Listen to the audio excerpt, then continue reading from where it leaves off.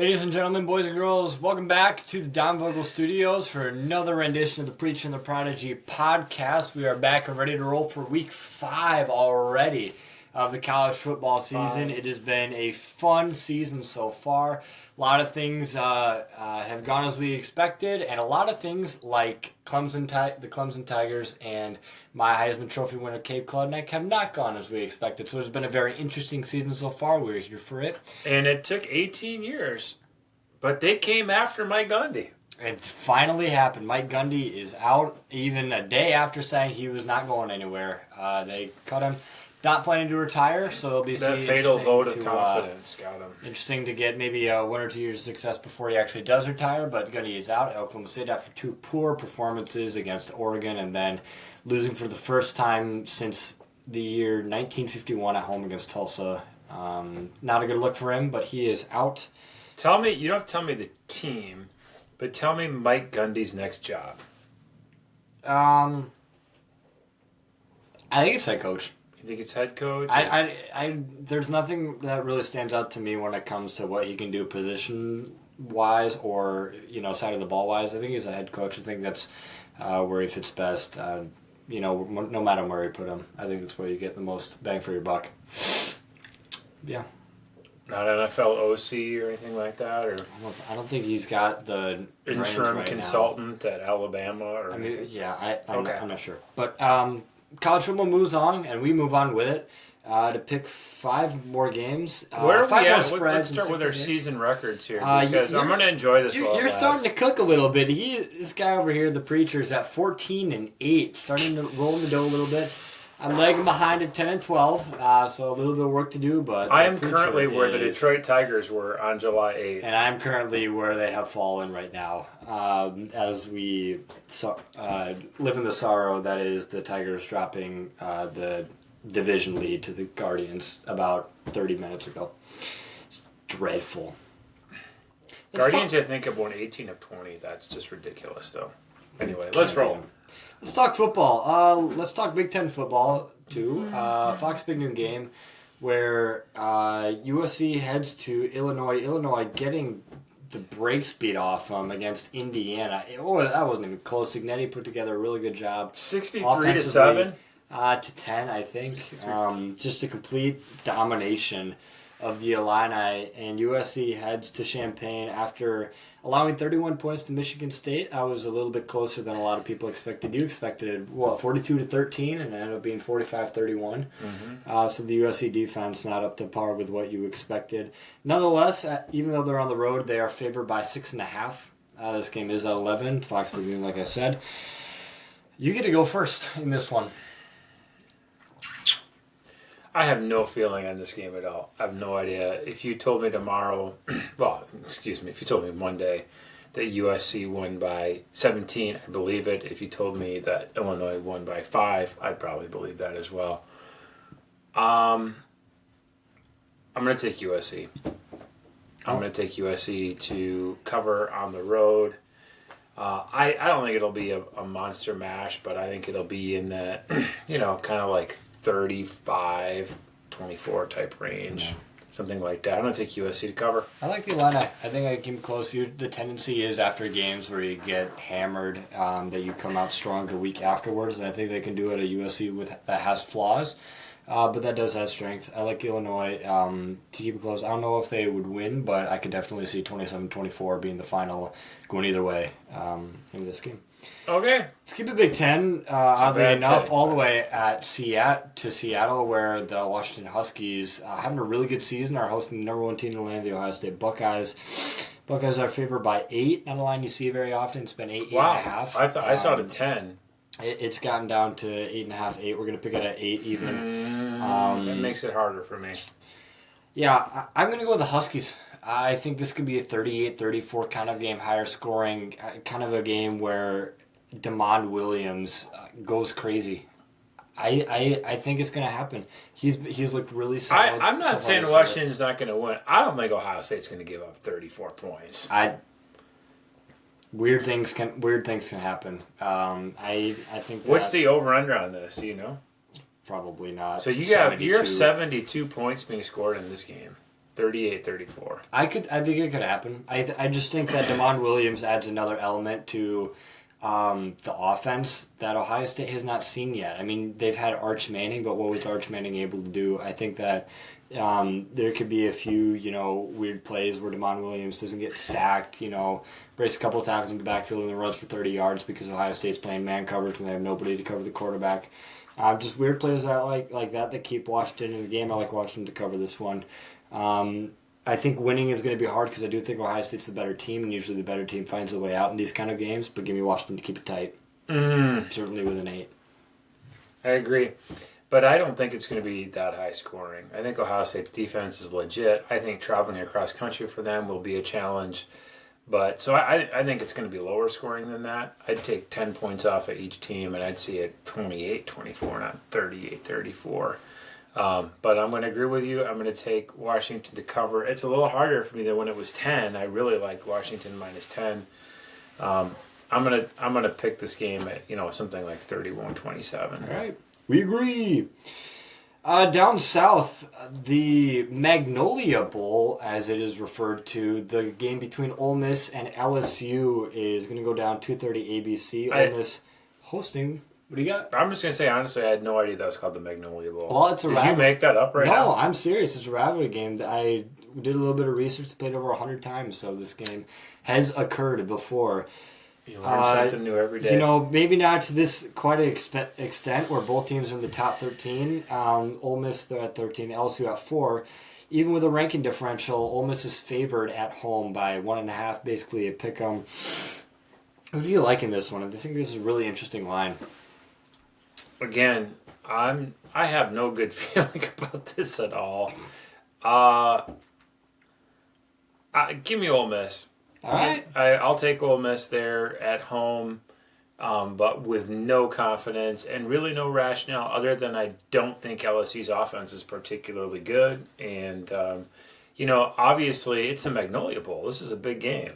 And if you're gonna, I think the reasoning behind that is it's the state flower for both Mississippi and Louisiana. I think that's where that comes from. I have no idea. Disappointing lack of creativity for the Confederate States. But give me Joey Freshwater and the Rebs. Let's go. Go Tigers! I like LSU. I think Vegas has really been underselling how good LSU can be this year. I think the game that we picked between them and Florida was 7.5. I think that probably, now looking at the line for this game, I think Vegas, that game had to say more about how bad, not as good they think LSU is versus. Let me just ask you this. Let's just ask you. Let's say LSU doesn't play Clemson in the first game. What do people think of LSU if they just based on their other games? So they played like two directional Louisianas, right, and Florida, something like that. They didn't look like world. Now that I think about it, what if you include the game against Clemson? Now let me finish. And now I'm including Clemson after that and saying Clemson is hot garbage. I don't think I have enough faith in the non-Nussmeier Tigers at this point. Oh. So you bring up a good point. I'm gonna stick with my gut though. I think the Bayou Bengals get it done. Didn't you just do that? I mean, that's Louisville, dog. It's not LSU. It's an L. Just give me the one single then. It's an L that you're gonna take at the end of this game. I did like the Orgeron voice. Go Tigers! I've nailed it. The whole state of Louisiana's behind you. Oh, Go Tigers! Miss that guy. I know what he's doing now. He and Gundy should have a podcast. Oh man, if him and Gundy had a podcast, the world's colliding. That'd be so fun to listen to. I'd subscribe. They should just call it the Come After Us podcast. I'll executive produce this thing. We'll get Drew Vogel to sponsor it. The Come After Me podcast with Eddie O and the mullet. All right, game number 4. Another SEC rivalry. This one doesn't have a name that I know of, but it is nonetheless a massive one. It is the annual matchup between the Alabama Crimson Tide and the Georgia Bulldogs. You can make something up for that too. I'm calling it the SEC championship game rivalry because in the SEC with divisions, this is always what it was. Home game for Georgia. Call it the Wet Puppy Bowl.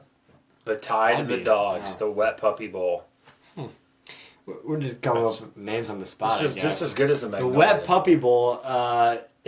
Georgia is hosting, so this game's in Athens. Dogs are favored by 3. It's a night game. 3 even, not 3.5. Spicy that they left a half a point off. Georgia 3 at home. I think I like Georgia.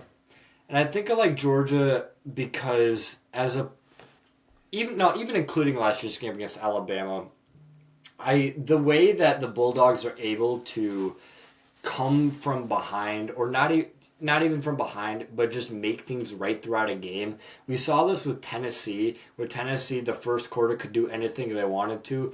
Kirby Smart and his defense made the adjustments they needed to make, and to pull that one out, still able to score 44 points. And even last year against Alabama, even though they didn't pull it out on top, they made that game close and actually took the lead in Tuscaloosa last year. I think that even if Georgia falls behind early in this game, which they could, if a Ryan Williams makes a crazy play, the spark for Alabama seems to be there. I think I like Georgia to come out on top, own the second half of this game, defense dominate. Give me the Dogs to cover that 3. I mean, to me, this is this game really just asks the question: who is the second best team in the SEC? Who's the second best team? I don't know who the first best No, team I mean is. that's easy. It's Vanderbilt, but who's the second best team in the SEC right now? I mean, I'm looking at Mississippi It's State right Commodore Nation.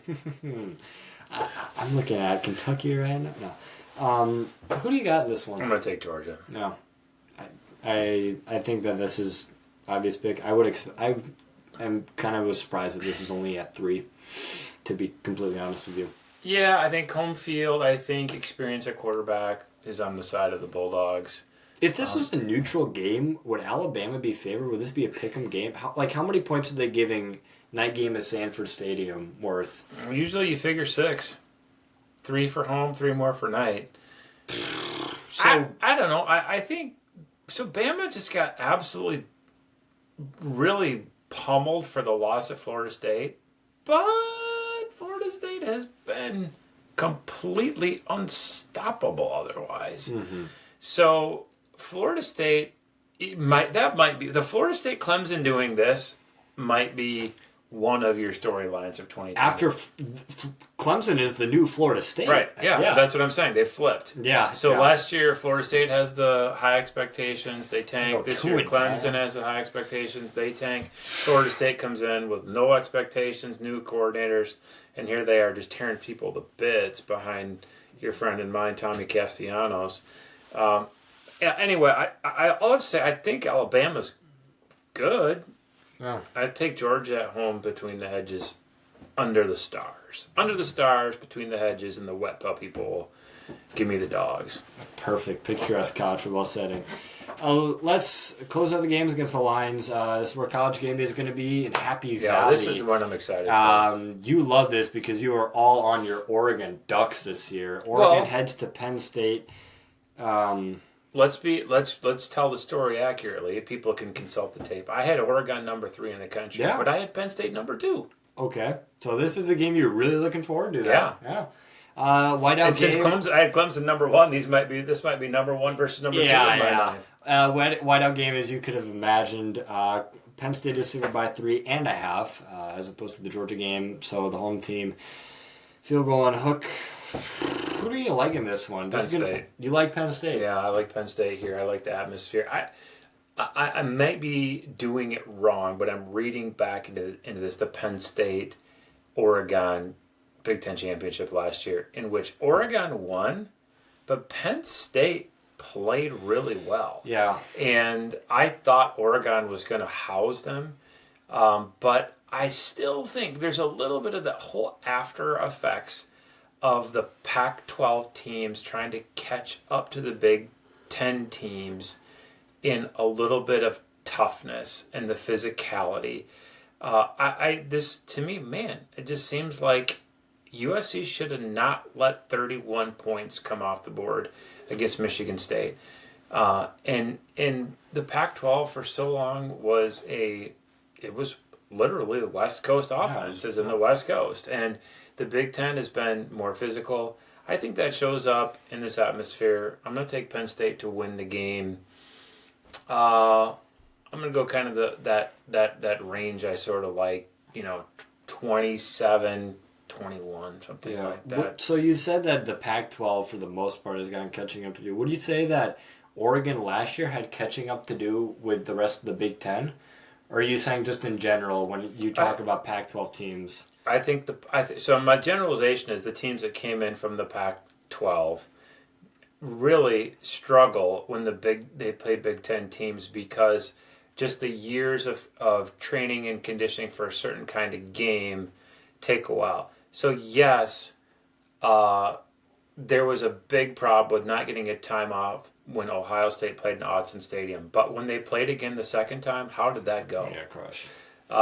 Penn State was not like SP Plus anywhere near as good as Oregon last year. But when they played, Penn State hung right with wire, them. yeah. So I think as much as I do like Oregon, I love Dan Lanning. I think they're going to be really good for a long time. I think in this atmosphere, Penn State needs this game. Penn State gets this game.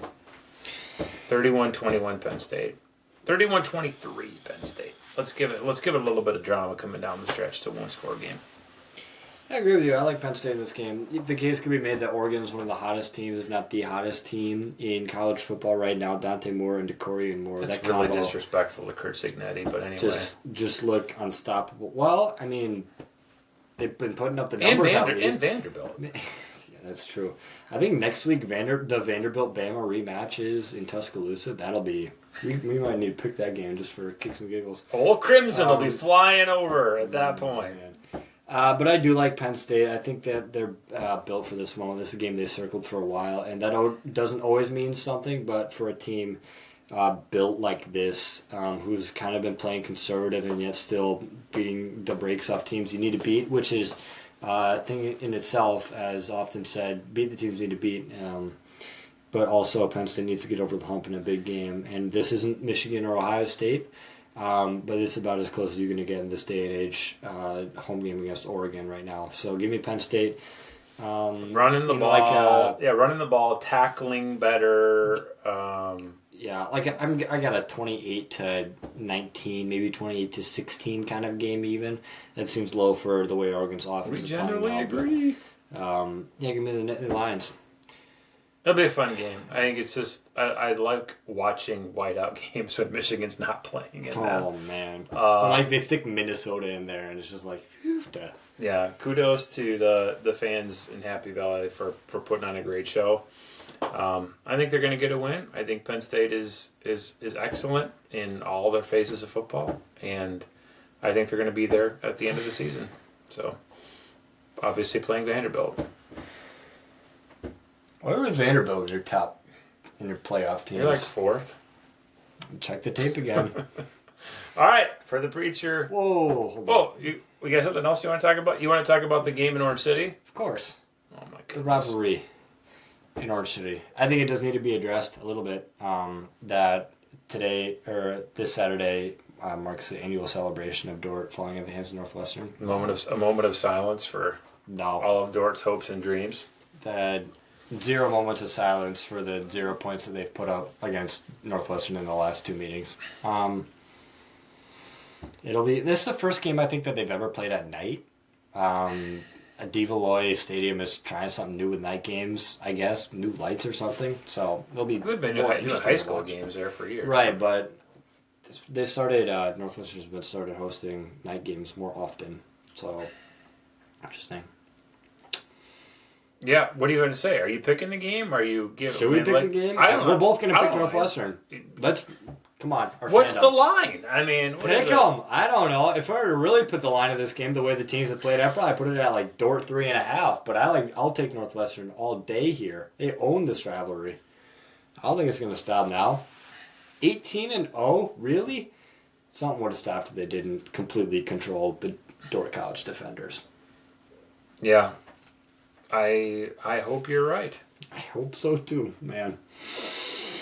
Just seen a lot of those great Northwestern defensive players from the years gone by have graduated now and transitioned, different quarterbacks being swapped in and out. in the post-Gramstead era.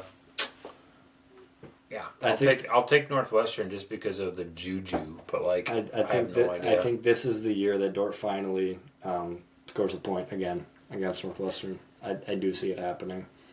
Well, let's hope you're right, but it's a lot fewer than what they score in the red and white. Yeah. All right, that's it. Go Raiders. Yeah. So Mike Gundy, give me a call. I'll hook you up with something. Corporate sponsorship. Eddie O, you got my digits. Let's talk. You can speak his language. You got a good Edo impression?